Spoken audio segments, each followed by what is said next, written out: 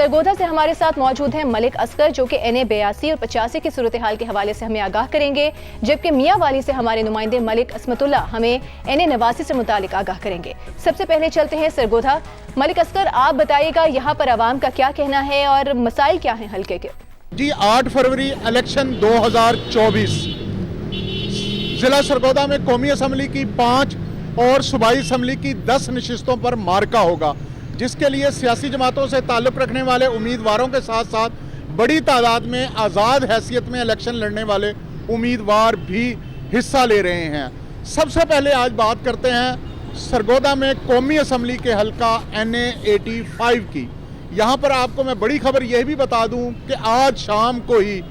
اس حلقے سے جو آزاد حیثیت میں الیکشن لڑنے والے سابق رکن قومی اسمبلی چودھری عامر سلطان چیمہ اور چیمہ خاندان سے تعلق رکھنے والے صوبائی 3 نشستوں پر الیکشن لڑنے والے ان کے صاحبزادے اور 2 کزن، ان تمام افراد نے الیکشن سے دستبرداری کا اعلان کر دیا ہے۔ چودھری عامر سلطان چیمہ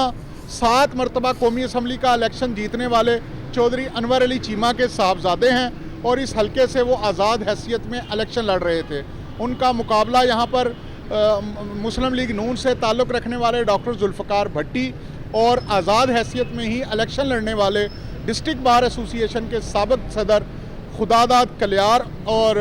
جماعت اسلامی تحریک لبیک کے امیدواروں کے ساتھ تھا۔ یہاں اس حلقے میں خاصا کانٹے دار الیکشن تھا، چونکہ ماضی میں یہاں سے چیمہ خاندان الیکشن جیتتا آیا ہے، تاہم 2018 کے الیکشن میں یہاں ڈاکٹر ذوالفقار بھٹی نے انتخابی مارکہ سر کر لیا تھا اور کامیابی حاصل کر لی تھی۔ اس حلقے میں خاصی گہما گہمی بھی تھی، لیکن اچانک جو ہے چیمہ خاندان نے الیکشن سے دستبرداری کا اعلان کر دیا ہے اور میری چودھری عامر سلطان چیمہ کے ذرائع سے رابطہ ہوا، ان کے ترجمان سے رابطہ ہوا تو انہوں نے یہی بتایا کہ موجودہ حالات جو ہے وہ ان کے بہتر مفاد میں نہیں ہیں، وہ سمجھتے ہیں کہ ان حالات میں الیکشن لڑنا ٹھیک نہیں ہے، لہٰذا چیمہ خاندان نے اتفاق رائے سے اس انتخاب سے دستبرداری کا اعلان کیا ہے۔ تاہم چیمہ خاندان نے سیاست میں رہتے ہوئے لوگوں کے ساتھ ان کے دکھ درد میں شامل رہنے کا اعلان کیا ہے۔ حلقہ 85 کی ہی بات کروں تو یہ سرگودا کا کنٹونمنٹ بورڈ کا علاقہ ہے، تحصیل سلہ والی کا علاقہ ہے،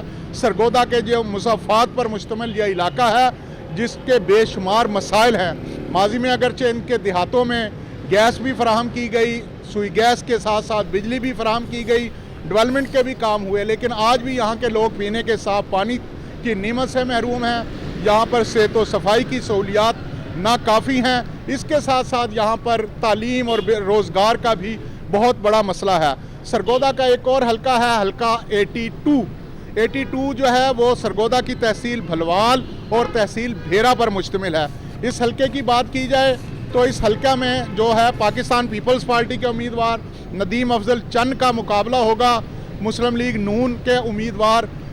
جو ہے وہ ڈاکٹر مختار بھرت کے ساتھ، یہاں سے JUI کے امیدوار راؤ عبدالقیوم خان ہیں، یہاں سے جماعت اسلامی کے امیدوار ہیں، جہاں سے تحریک لبیک کے امیدوار ہیں۔ اس کے ساتھ ساتھ یہاں سے آزاد حیثیت میں الیکشن بھی لڑا جا رہا ہے۔ خاصی گہما گہمی ہے۔ ایک روز قبل یہاں بلاول بھٹو نے بھی بھلوال میں بڑا انتخابی جلسہ کیا ہے، جس کے بعد ندیم افضل چند کا دعویٰ ہے کہ وہ اس حلقے میں بہتر پوزیشن میں ہے۔ بہت شکریہ آپ کا ملک اصغر، آپ ہمیں اپڈیٹ کرے تھے۔ اس وقت ہم رخ کرتے ہیں اب میاں والی کا، عصمت اللہ وہاں پر ہمارے ساتھ موجود ہیں۔ عصمت اللہ، آپ بتائیے گا کہ NA 89 میں کیا حالات دیکھ رہے ہیں، عوام کا کیا کہنا ہے، ہمیں آگاہ کیجیے گا۔ حلقہ NA 89 میاں والی 1 میں کل ووٹر کی تعداد 5,65,437 ہے، جن میں 2,96,692 مرد جبکہ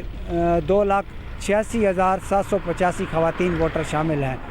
اگر ہم اس حلقے کے میں ماضی بعید کی بات کریں تو اس حلقہ سے بہت بڑے بڑے نام جو ہیں وہ اقتدار کے ایوانوں میں پہنچے ہیں، جن میں مولانا عبدالستار خان نیازی، مقبول احمد خان نیازی شامل ہیں، جبکہ سابق گورنر مغربی پاکستان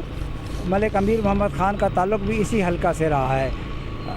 اسی طریقے سے اگر ہم ماضی قریب کی بات کریں تو 2008، 2013 اور 2018 میں بانی چیئرمین PTI عمران خان اس حلقہ سے منتخب ہوتے چلے آئے ہیں، جبکہ 2018 سے 2022 تک وزارت عظمیٰ کا منصب بھی اسی حلقہ کا مقدر رہا ہے، لیکن بدقسمتی کہ اس حلقہ کی پسماندگی دور نہ ہو سکی۔ حلقہ میں جگہ جگہ انتخابات میں حصہ لینے والے امیدواروں کے بینر آویزاں ہیں۔ مسلم لیگ نون، پاکستان پیپلز پارٹی اور آزاد حیثیت سے انتخابات میں حصہ لینے والے امیدوار اپنی اپنی کامیابی کے دعوے کر رہے ہیں، لیکن اس بات کا حتمی فیصلہ 8 فروری کو ہونے والے عام انتخابات میں ہوگا۔ اچھا یہ بتائیے گا کہ یہاں پر آزاد امیدوار اور ان کے حوالے سے کیا پوزیشن بنتی ہوئی دکھائی دے رہی ہے؟ کس امیدوار کی کیمپین میں وزن دکھائی دیتا ہے؟ جی بلکہ اس حلقہ سے انتخابات میں حصہ لینے والے اگر آزاد امیدواروں کی بات کی جائے تو آزاد حیثیت سے دو امیدوار، جن میں خرم حمید روکڑی اور جمال احسن خان، 2 ایسے امیدوار ہیں جن میں کانٹے دار کے مقابلہ ہونے کی توقع ہے۔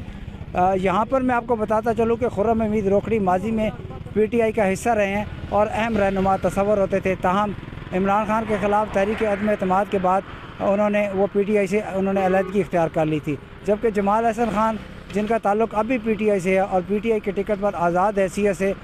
قومی اسمبلی کے حلقہ کے امیدوار ہیں۔ دوسری طرف ان آزاد امیدواروں کے مقابلے میں مختلف سیاسی جماعتوں، جن میں مسلم لیگ نون، پاکستان پیپلز پارٹی اور ٹی ایل پی شامل ہیں، کے امیدوار بھی موجود ہیں اور بڑا سخت مقابلہ ہونے جا رہا ہے۔